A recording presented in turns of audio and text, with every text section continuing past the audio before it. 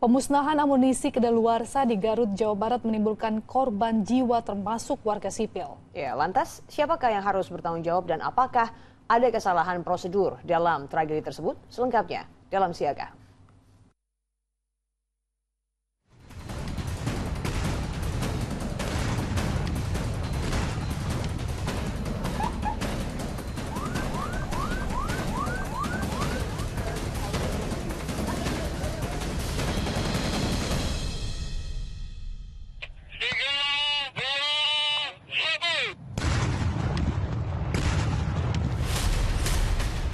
Senin 12 Mei 2025, tragedi memilukan terjadi dalam pemusnahan amunisi kedaluarsa alias tidak layak pakai di Garut, Jawa Barat. Pemusnahan amunisi akhir atau tidak layak pakai sebenarnya sudah menjadi hal yang biasa dalam dunia kemiliteran. Namun peristiwa yang terjadi di Kampung Paladaka, Desa Sagara, Kecamatan Cibalong, Garut, Jawa Barat Senin lalu menjadi tragedi yang tidak boleh lagi terulang. 13 orang meninggal dunia dalam tragedi ini. 4 korban adalah anggota TNI dan 9 orang adalah warga sipil. Menurut warga setempat, ledakan terjadi sekitar pukul 9.30 waktu Indonesia Barat Senin pagi. Dan ledakan terjadi saat warga yang tengah membantu TNI untuk membuat lubang yang akan digunakan untuk titik pemusnahan amunisi yang sudah tidak layak pakai. Tanpa diketahui, tiba-tiba terjadi ledakan hebat dan memakan banyak korban. Para korban pun kini dibawa ke RSUD Pamengpeuk untuk dilakukan identifikasi. Keempat korban yang merupakan anggota TNI adalah Kepala Gudang Pusat Amunisi 3, Pusat Peralatan TNI Angkatan Darat, Kolonel CPL Antonius Hermawan, Kepala Seksi Administrasi Pergudangan Gudang Pusat Amunisi 3 TNI Angkatan Darat, Mayor CPL Anda Rohanda, Koptu Eri, anggota Gudpusmu 3, Pratu Aprio, anggota Gudpusmu 3, Puspalat. Mereka kemudian dievakuasi ke Jakarta dengan menggunakan 4 ambulans dengan pengawalan dari Denpom. Kini masih ada 9 jenazah lagi di kamar mayat RS Pamengpeuk untuk menunggu proses identifikasi tim DVI. Hingga Senin malam, baru 5 warga sipil yang telah teridentifikasi.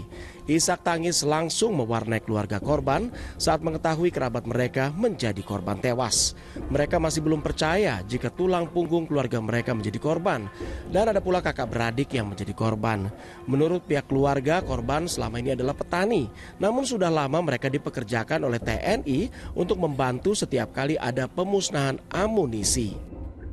Kang, boleh tahu beliau berdua itu almarhum itu memang sudah biasa kerja di situ atau seperti apa? Yang satu itu udah biasa, makanya satu itu koordinator Pak Yus dari itu. pihak sipil. Pak Yus. Sudah sejak berapa lama itu Pak Yus? Udah lama sih Pak. Udah lama. Udah ya? lama kalau Pak Yus itu udah lama. Tapi kalau punten, basicnya beliau itu apa? Kenapa? Basicnya dia itu pekerjaannya apa? Mungkin jadi dari pihak anggota TNI itu kadang suka manggil saudara saya itu, mamang itu, Pak Yus itu. Oh, Pak Yus itu. Ya mungkin kalau bahasanya inilah, dia itu udah terlatih gitu. Udah paham di bidang amunisi itu. Sementara istri salah satu korban, Dede Ating, masih tak kuasa menahan kesedihan atas tewasnya sang suami tercinta. Apalagi Dede bertemu terakhir kali dengan sang suami adalah 38 hari lalu. Menurut Dede, suaminya selama ini bekerja sebagai sopir pengangkut padi di saat musim panen. Namun di awal bulan April, 3 hari setelah Lebaran, korban berangkat dari rumah untuk bekerja. Dan sang istri baru tahu bahwa korban ternyata bekerja sebagai sopir pengangkut amunisi. Oh, kerjanya apa katanya Bu? Di mana?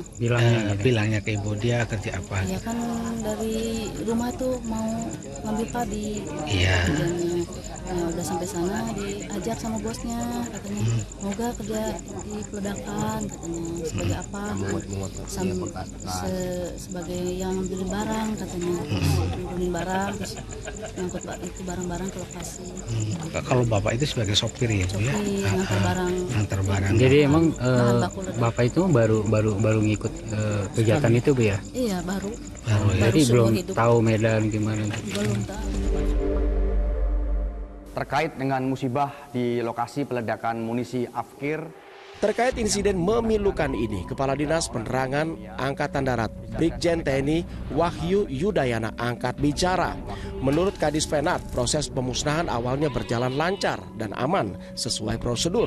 Namun petaka terjadi saat tim menyusun detonator di lubang ketiga yang selanjutnya akan dimusnahkan. Disiapkan satu lubang yang peruntukannya adalah untuk menghancurkan detonator yang selesai digunakan dalam penghancuran 2 sumur sebelumnya, termasuk sisa detonator yang ada berkaitan dengan munisi afkir tersebut. Saat tim penyusun munisi menyusun detonator di dalam lubang tersebut, secara tiba-tiba terjadi ledakan dari dalam lubang yang mengakibatkan 13 orang meninggal dunia. Lokasi pemusnahan amunisi tidak layak di Desa Sagara, Kecamatan Balong, Garut adalah milik Balai Konservasi Sumber Daya Alam atau BKSDA. Dan pemusnahan dilakukan oleh jajaran Gudang Pusat Amunisi atau Gudpusmu 3 Peralatan TNI Angkatan Darat. Pihak TNI Angkatan Darat juga menyatakan akan melakukan investigasi mendalam atas kasus ini. Jatuhnya korban warga sipil tentunya menjadi pertanyaan bagi banyak pihak. Karena mengapa warga sipil bisa berada di lokasi tersebut yang seharusnya menjadi lokasi yang steril.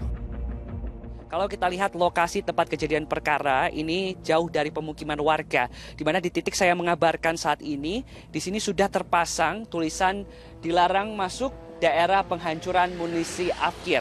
Dari tempat saya menuju ke titik lokasi terjadinya TKP ini sekitar 500 meter dan harus melewati jalan setapak sekitar 500 meter dan memakan waktu kurang lebih 15 menit. Di mana kalau kita lihat di dalam sana ini ada perkebunan warga dan juga ada sawah.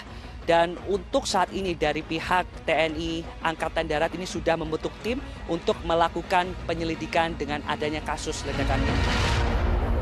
Penyelidikan secara tuntas memang harus dilakukan oleh TNI Angkatan Darat dan negara tidak boleh meremehkan kasus ini. Apalagi kematian warga sipil terjadi akibat kelalaian implementasi kebijakan beresiko tinggi. Dan pantaskah warga sipil dilibatkan dalam proses pemusnahan amunisi? Menurut saya harus dicermati juga ya, kalau memang benar ya ada kebiasaan melibatkan warga lokal ya, walaupun disebut sebagai orang yang dipilih atau ditunjuk, ini sebenarnya kan memperlihatkan adanya praktik informal yang dibiarkan gitu ya. Ini jelas keliru gitu ya, dia prosedur keamanan dan resiko residu gitu ya.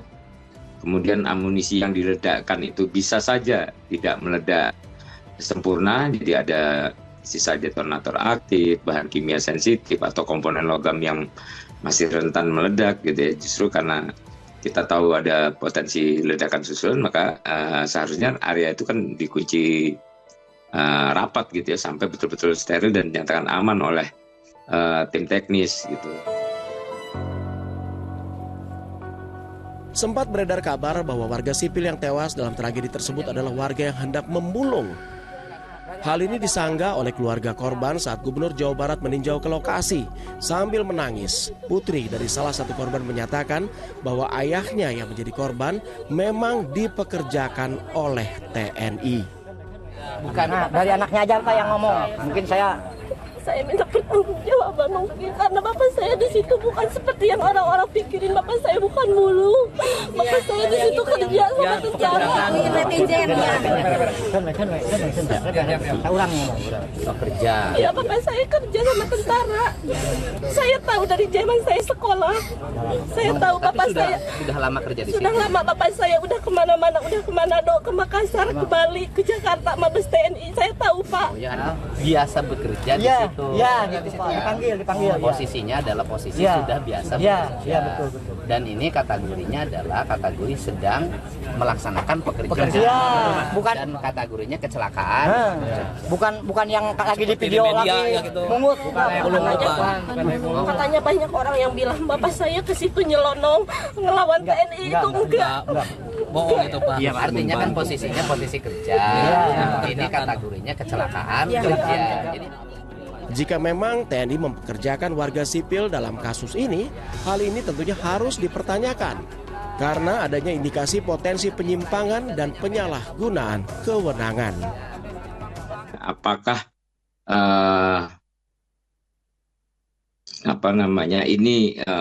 pelibatan ini semata-mata karena kurang pengawasan atau karena memang tadi ya ada alasan tertentu ya yang membuat pelibatan ini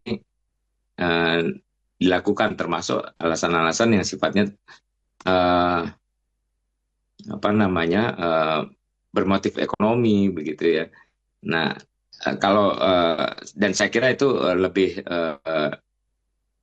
lebih jauh dari sekedar persoalan pengawasan ya. Ini soal potensi penyimpangan, soal potensi penyalahgunaan kewenangan gitu ya, karena ada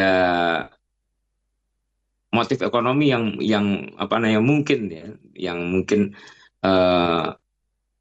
didapat gitu ya dari pengelolaan material bekas amunisi yang dimusnahkan ini. Dan yang kita perlu garis bawahi gitu ya, material bekas amunisi ini kan masih merupakan bagian dari aset militer yang berada di bawah pengawasan negara gitu ya. Artinya pemanfaatan material ini ya, baik pengumpulannya, kemudian pengalihan materialnya gitu ya, ini kan berarti tidak boleh sembarangan mestinya ya, harus melalui mekanisme yang sah gitu ya, misalnya melalui proses pelelangan atau pengalihan yang sesuai dengan prosedur yang berlaku di lingkungan TNI maupun instansi terkait gitu. Ini soal dedicated to excellence, sikap dalam bekerja, jangan ceroboh, aturan harus ditaati, ada komandan yang jaga, ada orang yang terus untuk hal-hal gini nih harus, nggak boleh sembarang orang. Nah ini yang harus kita tegaskan. Apakah mereka nggak punya aturan? Ya pasti punya. Tetapi ini lebih kepada sikap, kepada kultur. Ini panjang ngobatinnya. Saudara, TNI, khususnya TNI Angkatan Darat, harus bertanggung jawab penuh atas tragedi yang terjadi di Garut. Dan bagi keluarga korban, mereka membutuhkan serta meminta keadilan yang menimpa kerabat mereka atas bencana yang terjadi. Dan tentu investigasi mendalam harus dilakukan secara utuh dan secara benar agar kejadian serupa tidak terulang di kemudian hari. Tim Liputan 6 SCTV melaporkan untuk Siaga.